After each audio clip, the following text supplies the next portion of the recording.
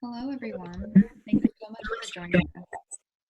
I am the Tutor Operations Manager, and we also have Cydney Kramer on the call today, who's our Program Director. We are so excited to share our virtual program with you tonight.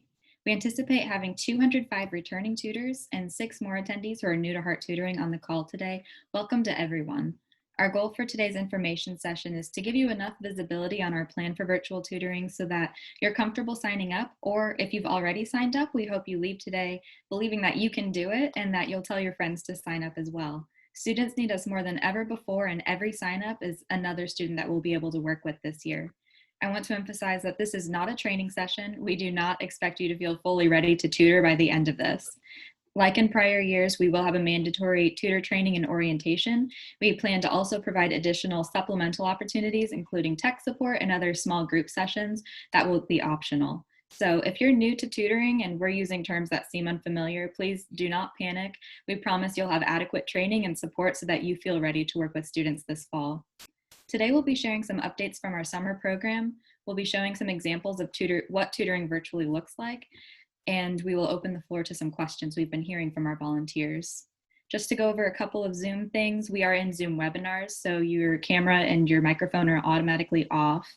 You'll see a Q&A button at the bottom of the screen. If you have any questions that pop into your head during this session, feel free to type them in there. You'll notice there's also a chat box, but just to make sure that we will address your questions live during this session, make sure you put them in that Q&A button. To go over our agenda for today, we're just going to talk about what we know for today, what we already have planned for our virtual tutoring. We'll talk about our summer pilot and the results of that. We'll walk you through what virtual tutoring looks like, including tech requirements, modifications we've made to the curriculum, and the new 2-to-1 adult to student ratio. We'll then have a Q&A portion, and I'll walk you through some next steps. So to kick us off, I'll hand it off to Cydney to talk about what we know right now. Hi, good evening, everyone. Thank you so much for joining us. I'm going to take a few minutes to talk a little bit about what we at Heart know today and what we don't know yet. So starting with the technology, over the summer in our pilot, we used a shared whiteboard and video conferencing combination that was really successful. The Google Suite add-on and app that we used for the shared whiteboard is called Jamboard. And what that allows is multiple people to be on an interactive whiteboard at the same time. The students really enjoyed it, and we found it to be a very effective tool in supporting the development of our students' foundational math skills. So you'll hear a little bit about the results of the pilot from Tayler on the next slide. What we also know is that the need and demand for tutoring is high. The Northwest Evaluation Association estimates that due to COVID slide, when students left the classrooms in March, students are likely to return to school with less than 50% of their math learning gains, and in some grades, an entire year behind in math. We are meeting with CMS regularly and with principals who have expressed the tremendous need for individual support, both with foundational skills and also the social emotional development and power of that one-on-one adult mentorship that we are able to provide. We're running about a month behind a typical school year. We plan for tutoring to start in late October, early November, really to give schools a chance to get into the swing of virtual tutoring and also for us to be able to assess and onboard students. Although tutoring is beginning a little bit later than usual, we still encourage you to sign up now. We are using the number of tutors to determine how many students we can serve this school year. So the sooner that you sign up, the sooner we can commit to serving more students. We also know that the program is going to continue to change and improve between now and October. And we do know that it will be at least as good as what we show you today. A couple of things that we don't know yet. Most probably the biggest question a lot of you might have is tutoring times. So we're going to survey you in early October to lock in that time. But for now, when you sign up, you can list as much or as little information as you know about your availability. And we will reach out to you in October to figure the rest of it out. We're also not sure if teachers or students will be helping their students sign in for their tutoring time. It might be a little bit of both, and it's really going to depend on the school. So we have set the model up that we do not expect parents to be present during tutoring sessions, but we will be working closely with our school partners to ensure that students are able to log in and participate in their tutoring sessions. So now I'm going to pass it back to Tayler to talk a little bit about our summer pilot. Yes. We had so much fun with tutoring this summer, and it was incredibly encouraging to see that the students didn't just have a great time, but they also had really strong results. We worked with 75 students across 13 CMS elementary schools, and within 7 or 8 tutoring sessions, 83% of our students grew in one or more concept areas. Attendance was also strong, with students attending 89% of their scheduled sessions on average. We surveyed families, and 100% of them rated the experience as positive. We also implemented a new bingo board where students were encouraged to complete math activities at home outside of tutoring to get more practice. They could win different incentives, and half of our students participated in that as well. On the next page, you'll see an example of that bingo board down there. They could complete the tasks and cross them off in exchange for prizes. One of the rewards was a spirit day. So you'll see in that other photo, my student won a wacky dress up day. So we dressed up silly for the whole session, and it was really fun, and the students really enjoyed it. It's also been really fun working with families this summer and hearing directly from them, because we haven't had a lot of that in the past. So we heard from them about the impact this program has had on their children. Here are a couple of quotes about the program that families had about their students who participated in the pilot. I'll give you just a second to read over those. During the pilot, we were also able to invite volunteers who have tutored with us in the past so that they could observe and participate in some of the tutoring sessions. At the end of the program, we asked them what they would say to someone about virtual tutoring, and here's what they had to say. On Facebook, and what I said was, y'all did a beautiful job, and it works. Mm-hmm. You know, it's still fun, it still works, it's different, but it's still good. And I think that's one thing to go back to the tutors and say, yeah, it's different, but it's not that different. It's still the same lessons. It's still a fun curriculum. It's still working. It works. Has the same kind of benefits. Mm-hmm. As mentioned very briefly, you don't have the travel time. Yeah. So I think for a lot of people are worried about time. The prep time is now if it's a little bit more prep time and maybe time observing, it balances out with not having to travel. And you have the flexibility, I think, of being, I did it last weekend when I was out of town. Mm-hmm. And I think so, the needing to stick to the same dates and having less flexibility on moving a day could be offset by the ability to do it mobily. Yes. And I'll say it as many times as I need to, that for someone who is intimidated by the technology, it was easier than I thought it would be. I do think it was effective. And actually, after my first session, I had a blast. I just had a blast. It was still fun. And I was able to connect in a way with a kid that I wasn't sure would be possible. So just hitting, you're still connecting, you're still having fun. Yeah. You're still adding unbelievable value. Yeah. And honestly, at the beginning of this, I didn't know about Zoom. Going to technological stuff, I didn't know anything about Zoom. Learned how to figure that out so I could play bridge. Some of those kind of things. So it's a way in which to learn skills that are going to go across all kinds of platforms in this environment. On Facebook. So let's talk a little bit about technology. So what we know is that you're going to need access to video, audio, and the internet in order to tutor. And we think that a laptop or a tablet is fine. If you use a tablet, you will most likely also want to use your phone, so you can access the video conferencing on one device and then the Jamboard on the other. So right now, the whiteboard application that we are using is called Google Jamboard. This can be accessed by downloading the app on your computer, or you can access it as you would a Google Doc. So you can download the app on your phone, tablet, or also on your computer. As far as the video conferencing goes, right now we have landed on Zoom and Google Meets are our top choices because they are FERPA compliant, which is the Family Educational Rights and Privacy Act. That protects the privacy of students' education records. And we also really want to make sure that the video conferencing tool that we are using allows for the functionalities where program coordinators can still be actively monitoring and supporting during sessions, like you are all familiar with when we were in the school building. These are also the platforms that CMS and schools are using the most frequently right now. This does mean that you may need access to a personal device if your employer does not allow one of those conferencing tools on your company device. A little bit more about the why. We tested about 26 video and whiteboard options against 12 of what we considered our most critical criteria to replicate that tutoring experience virtually. And only a few combinations of those applications met our top 5 requirements that really allow us to replicate the experience. Now, in the spirit of our core value of growth mindset, we know that this could change, and we're researching more every day. But as of last week, this is what we have landed on that works the best. So let's talk a little bit about curriculum, something that I think some of you might be curious about. We are using the same lessons and games that you have previously used with as a Heart tutor. We've just converted them to a virtual format. The lessons are going to use a combination of jam session files and some games where you're going to use math manipulatives over the camera.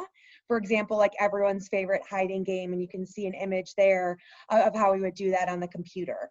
We sent students a kit of math manipulatives over the summer to use during tutoring, and we plan to do the same during the school year.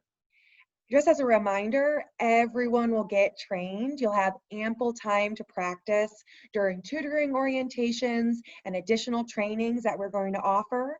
We are already planning to do some extra support and resources and offer resources to make transitioning to virtual games easier. This is going to include an access to a resource hub that will have physical and electronic lesson guides, similar to the ones you would see in a concept notebook. And we have even included short videos that explain each activity. So we're gonna watch a little bit of one of our lesson videos that explains the activity that I know a lot of you have played, War for More or Less. And then Tayler and I are gonna quickly model what it looks like to be on a Jamboard session. So let me go ahead and share that for you. And let's watch the video and see how it goes.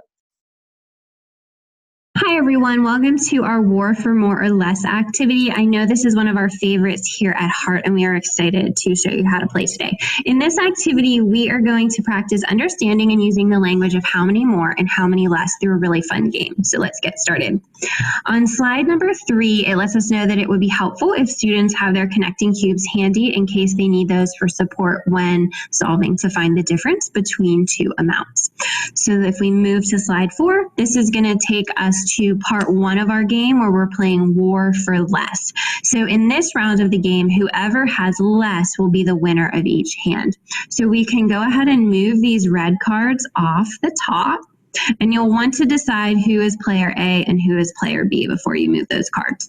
So in this case, it looks like player A has the card with less. So they will state 6 is less than 10 by 4. Or they can also say 6 is 4 less than 10. We want students to practice using this language in sentence form. If they need to use their connecting cubes on their table to help them compare the differences, they are more than welcome to do so. So player A wins that hand because they correctly stated their sentence, so they get both cards. Moving on to... So I just cut that off, but you would have one of those videos for all of the activities, in addition to our instructions that will have physical copies that we can mail to you, or you can download them on your computer. So if we look at this jam session file right here for the game War for More or Less, you can see on this page, it's going to have a link to the instructions, and it's also going to have a link to that video that we just showed you. So Tayler and I are on this Jamboard file right now together. I'll be player A, Tayler will be player B.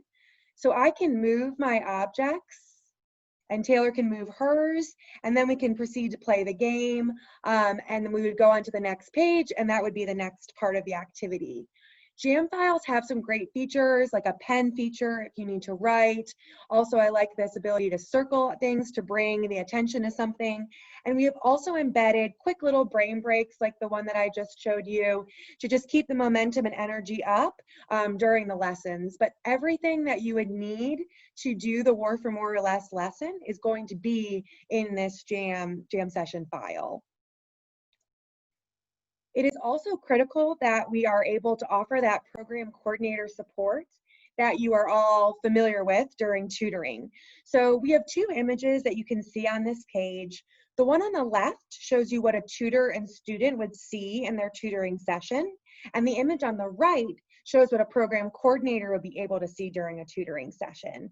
So we were testing out features where a coordinator kind of has that security cam footage view and would be able to see multiple sessions at a time. Tutors and students are going to join the tutoring session together and then be put into a breakout room. So the coordinator is going to be able to hop in and out of the rooms, and you can use functions like the raise your hand function and the chat feature to ask for help. So let's watch a video of what it would be like to be a tutor being in a breakout room. So what this video is going to show you is another example of a game, the bird watching lesson from More or Less. And you're going to see in this video that Paget and Sarah are both able to move objects around on the files. And there's a way that Paget can ask for help when she gets stuck.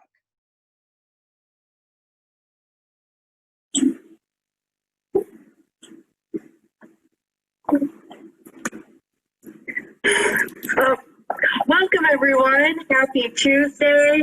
This is our Tuesday tutoring group. I'm going to go ahead and break you out into your breakout rooms. You can go ahead and get started. Have a great tutoring session.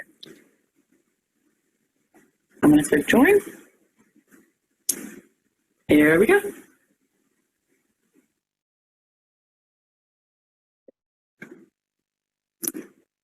Hey, good morning. Hi. It's that one. It's right in your share today. I don't have to put it. You can't see my screen. Great. I got it. Okay. It's taking a second to load. Ooh, I'm hungry. Pizza toppings look great. Ooh, do I get to make the pizza? This is exciting. To pour them. Okay, we can go ahead on.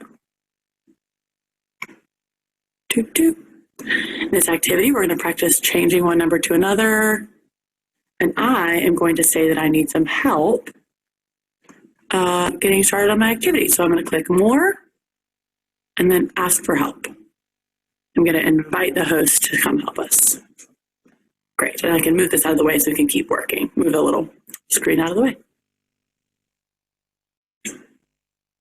There she is. Hey guys, how may I help you? Hey there. I want to make sure that these specific birds aren't the ones we're supposed to move, right? Right, you're going to go to the page 3, and those are going to begin your activity. Oh, there's our number that we changed one. Okay, thank you. Great, have a good time. Okay. All right, Sarah, if you want to be the pretend student until we get put back into our main room, can you put 4 birds on the wire? I can on my own board, but I can't on this one because it's a shared screen. But yeah. Oh, right. Okay, she says 1 minute left. I must say that. So here I'm moving them. You can see me moving. I can. Nice. All right, so I'm going to slide this off. Can you change so that there are now 7 birds on the wire?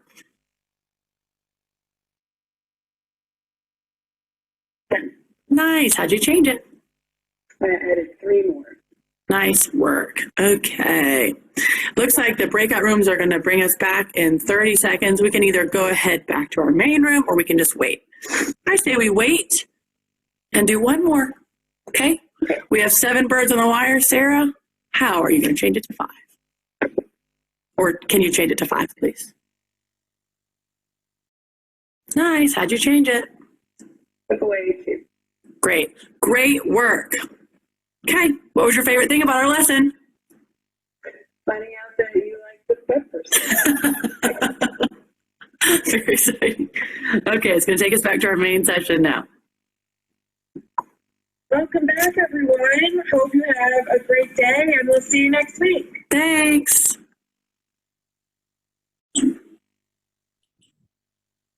One update we've made to our model is that we will have 2 tutors working with 1 student. Our number 1 priority is safety, and this allows both students and tutors to be protected, and we will never have 1 adult and 1 student alone together in a virtual space. So to ensure student safety, 2 tutors will be present for each virtual session. One will act as the lead tutor and they'll lead the session and the activities, while the other one will be the observer, and they'll provide another set of eyes, but for the most part, they'll stay in the background and let the lead tutor do their thing. You'll alternate this role from one session to another, so you get to have both roles with your student, and no one will have to worry about stepping on each other's toes. You'll have a clearly defined role and know what's expected of you during each tutoring session. We tested this observer lead tutor role over the summer, and students really enjoyed it. They loved getting to work with and to build relationships with 2 tutors. We have also some changes to our time commitment. A big plus of this virtual tutoring model is that there is no commute time. You don't have to drive to a school, check in, pick up your student from class. You just log in and you can work directly with your student. It's likely that you'll still have a little bit of prep time. We expect it should take 5 to 10 minutes for you to look through those materials and familiarize yourself with the activities for the day.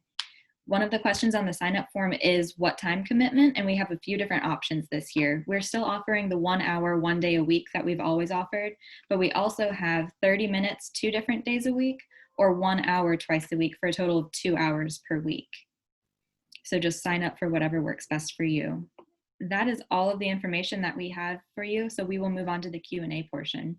Some of you submit questions earlier through that survey that I sent out a couple of days ago, and thank you for that. We've also been hearing questions from different volunteers that we've been speaking with, so we compiled the most common questions we've been hearing, and I'll just walk through some of those and provide some answers. So one question that we've been hearing a lot is, what do I do during a tutoring session if I need help? Just like in the physical tutoring space, you will have full access to a coordinator. They'll be present for every tutoring session. You just saw in that past video where Paget was able to click ask for help and the coordinator was notified. They jumped into the breakout room and answered any questions. When will you know tutoring hours? Cydney touched on this a little bit before. We are still confirming tutoring times with schools in the coming weeks. For now, we encourage you to sign up, list any preferences you have in the preferences section of the online sign-up form, and just add anything you know. So if you know you can only tutor on Tuesdays between 12 p.m. and 2 p.m., go ahead and put that in there, and we'll be sure to honor that when we get our official time commitments. We plan to send everyone who signed up to tutor a survey at the end of September or early October to confirm their official time. Another question is, when will tutoring start and how will I get trained? Tutoring will start at the end of October, and we will be conducting our mandatory virtual orientation along with some supplemental training specific to technology and curriculum, and give you practice using the virtual technology so that you feel prepared to be a successful tutor this year. Another question is, what happens if the student does not show up? We will be working closely with families and with teachers to ensure that students are present for their sessions. Attendance was really strong during the summer pilot, which makes us hopeful for the fall as well. We also plan to have a strong attendance policy to encourage students to make it to their sessions, and we can always replace a student with another if that becomes necessary. Cydney, would you like to go to the next set of questions? Yes, thank you. So who can tutor? Currently, in order to be a CMS volunteer, you must be 18 years or older, not a CMS or high school student. We also know that volunteers can reside in North or South Carolina. We are waiting to hear guidance of out-of-state volunteers beyond that, and we will share that information as we receive it. All volunteers must pass a background check and attend our orientation prior to meeting with their students. We have gotten some questions about companies that use other video conferencing platforms. We have to follow the guidance of CMS and FERPA compliance, along with the features that we feel are the most critical for virtual tutoring. So tutors will not have the option to choose their own platform. If there are concerns about accessibility with your work device, you will need to use your personal device to access the conferencing tools. We've gotten some questions about returning back to the school building. CMS is facing an enormous amount of uncertainty that could impact schedules later in the year. So we have gone ahead and made the prediction that volunteers will not be allowed in the school building this year due to community health factors. We could be wrong, but we know it would be difficult for you to sign up for virtual with the possibility of having to show up later in person. So we're just going to go ahead and establish that we won't be making that request. We believe that virtual tutoring is going to be successful for students this entire year. So please know that you won't be asked to report to the building in the middle of the year. Can people who have never tutored with Heart sign up? Yes, everyone will receive training. We would love for everyone to spread the word. Do I need to find my own partner tutor? No, we will assign you a partner tutor like we have in the past. If there is someone specific that you want to sign up with, please list that on your sign up form and we will do our best to accommodate those requests. And back to Taylor for a few more. Yes. Will you have the same students each week? Yes, we'll maintain that same part of our model as we always have. You'll work with the same student each week so you can really build a relationship and bond with them throughout the school year. If a student participated in tutoring in the past and they're in it again this year, is it possible to be paired with them again? We will do our best. We are working with schools to learn more about their master schedule, and that will help us determine our tutoring times and what grade levels we can serve at each school. So just list any of your preferences in the sign-up form and we'll do our very best to make sure that you can be matched up with your students again. And if you indicated a certain time frame in your application and that has changed, you can definitely let me know. If you have to change your day, your time commitment, the time of day, just email me and I'll make those updates. So those are all of our pre-written questions. Do we have any in the Q&A that we'd like to address? Yes, I can answer a few. We got a question about progress logs. Yes, you will be completing a progress log. It will be electronic, and that will be how you communicate with the other tutors that are working with your students. We got a question about orientation. So if you have tutored with Heart before in the past, you have to sign up again on our website and you need to go through an orientation. And this year, the orientation will be significantly different as we're going to spend a lot of that time getting trained in the technology and the modalities of virtual tutoring. We also have some questions about changing your time commitments. So it's possible that maybe you sign up for an hour and you realize without the commute time you can do more. We will be matching students and tutors throughout the entire fall and winter, and we would encourage you just to let Taylor know if you want to adjust those time commitments. And even if you signed up before we had those 3 options on the form, because that's been a recent add, feel free to email Taylor and we can adjust that on our end. Taylor, I think you can wrap it up, and then if we get any more, we can follow up with those in a moment. All right, that sounds good. So thank you all so much for attending tonight. We hope that you feel informed and feel excited to begin tutoring this fall.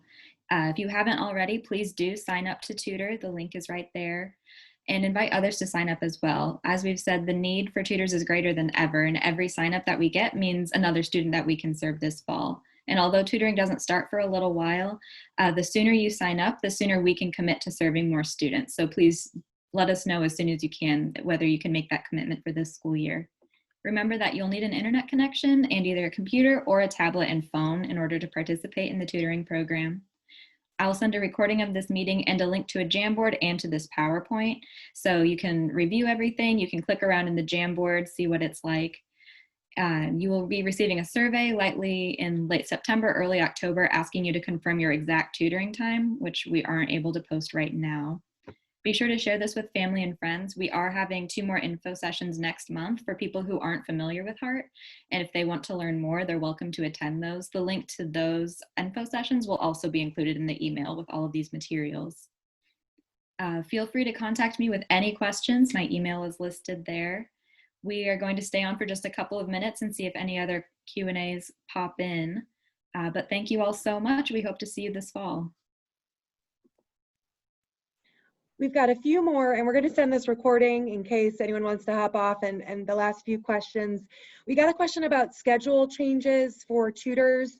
We do know that it is going to be a little bit more challenging to reschedule because we're going to be navigating communication with students and families at home. So we are working on that plan, which may include a sub bank.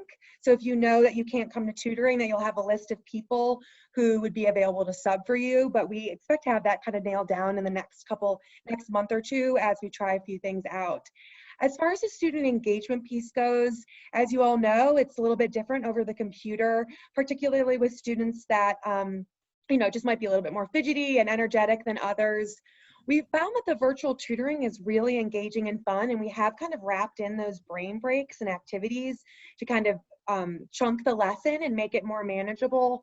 But that really is why we really want that coordinator presence, right? That opportunity that if they're just having a rough day, that you can click that ask for help button and they can hop right in. And we'll be working closely with teachers and schools as they nominate students to really make sure that we're bringing students into the fold that will be really successful with the tutoring. As far as students being assigned, we are still going to be partnering with schools to be delivering tutoring. We just anticipate that the geographical restrictions that we had before just won't exist as much. So you will be assigned students that you will work with every week at a school. And you can put any preferences that you have about that in your sign-up form, and we will do our best to accommodate. Randy, hi. Yeah, it's about assessments. We'll be in touch. We'll be in touch with that. And yeah, we'll follow up with any other questions that you guys have. We will send you an email, but we are just so grateful that all of you attended and